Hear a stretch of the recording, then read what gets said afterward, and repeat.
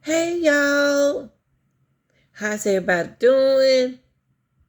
Happy birthday to you. Yes.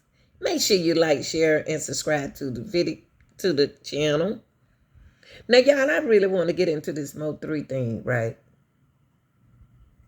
Why is it that the hitman always can get out of jail while everybody else sit in jail? But if you the hitman, it's just like you shot the person, you just paid them, that's all. And y'all, when you think of a highway, you think traffic, especially in Atlanta. We got traffic. It's no way in the heck they'll be able to jump out that car and run like that and shoot out on it. They're gonna get hit. Okay? But this at this time of day, I don't care what time of day it is, morning, noon, afternoon, it's still crowded, but that's Texas. Um, Before we get started, close that screen door and stop letting all them flies up in here. Now look, y'all. The hitman supposed to stay in the house. He has some ankle monitor. He wants to go to his son football game. Yes. Now he worrying about a football game instead of worrying about this trial. You know, when he's supposed to go to trial. And what he needs to do, he can play daddy with the kids coming over to his house. And somebody can film that football game for him. You know what I mean? Kids know his situation. Now, he wants to feel sympathy for him, but I'm not going to do it. So what I want to do is I want to take y'all here, and I want y'all to look at the what happened on I-35 in Dallas, and we're going to talk about it, and then we're going to go back over there and see what they're saying about Yellow Beezy. And the two guys that did the shooting, the guy who did the shooting, he had somebody to help him. Okay, he think he about to get out of jail. Kawan think he about to get out of jail. He's not. He has complete one sentence of something, but he haven't completed Mo3 sentences. So we'll get into that too, okay? So check this out, y'all. They're going to describe to y'all what happened.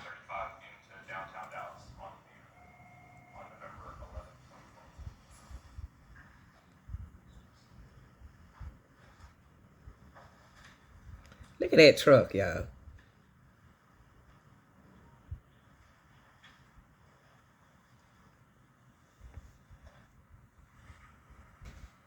Wow, they racing right there.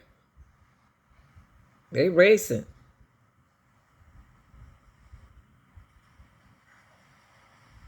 And I wonder how did Mo3 sense something of what's about to happen.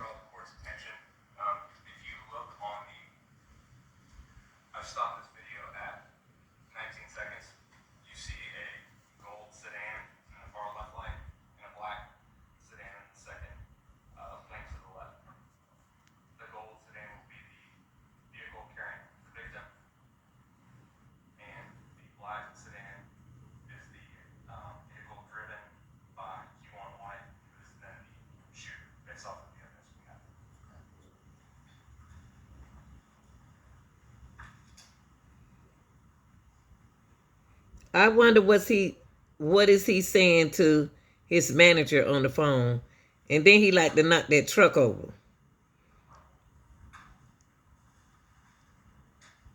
And for this man to stop in the middle of the street like that to block the traffic, and then Mo3 gets out the car and he looking at, he walking. He is walking. I don't understand that part. And the guy come charging after him, shooting at him.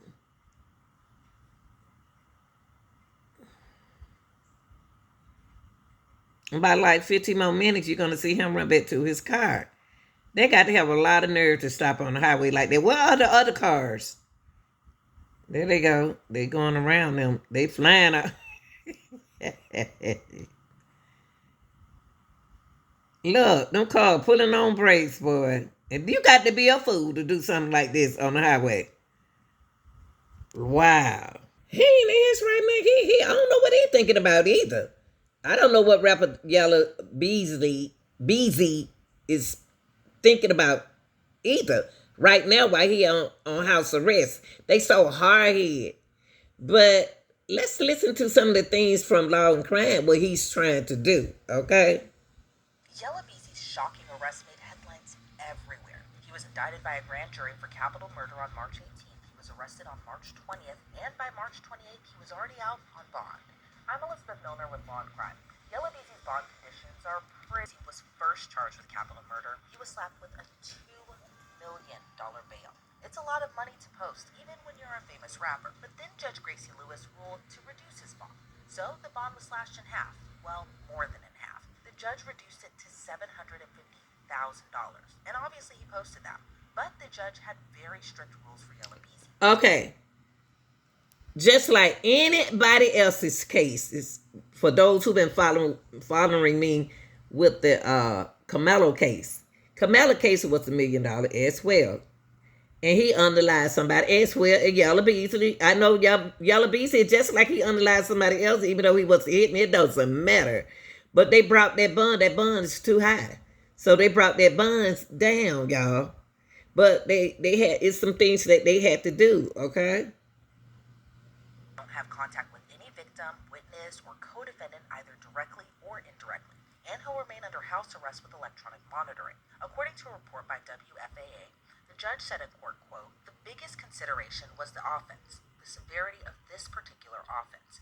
It's pretty egregious to watch that video, but the court also took into consideration the evidence or lack of evidence the state presented. Another concern I had was the financial statement that the defendant was to put on file. He didn't seem to take that seriously at all. It causes me concern about whether or not he's taking seriously the allegations against him." So the video that she's talking about was this video that was played in court during Yella Beezy's bond hearing. In it, you can see Mo3, who's the victim, driving on I-35 near Dallas. He suddenly stops on the highway. He gets during that particular highway shooting, y'all know a bystander got shot as well, right? I wonder how that. I guess he was just shooting, and the bullets was going anywhere. I guess. Don't claim that Yella Beezy fired the shots that killed Mo3.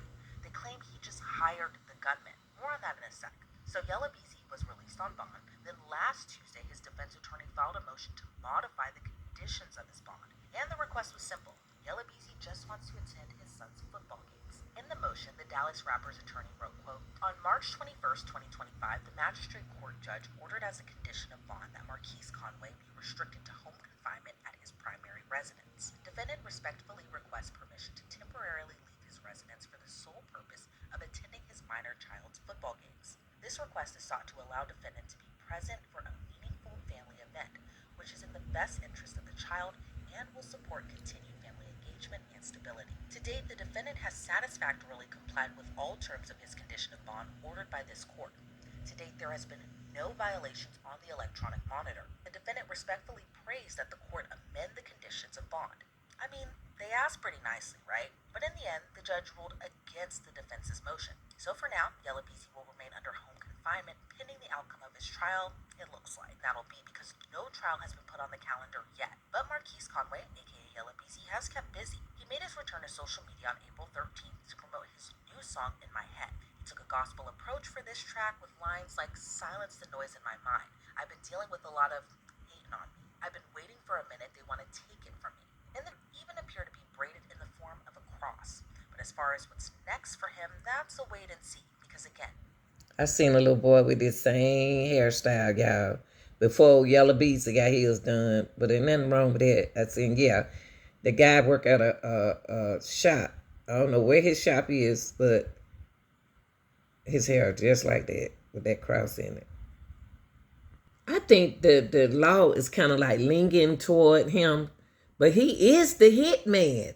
The hitman, even though he paid the person, he's still the man that it's just like he involved. It's just like he's the shooter.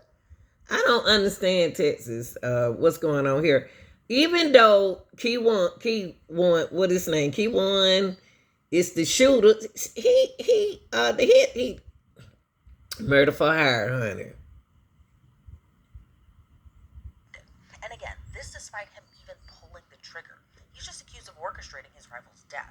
Prosecutors say it was actually this man, Keywan White, who pulled the trigger. The state alleges Yella hired Kiwan to carry out the hit on Mo3 back in 2020, and Kiwan allegedly had help from this Okay.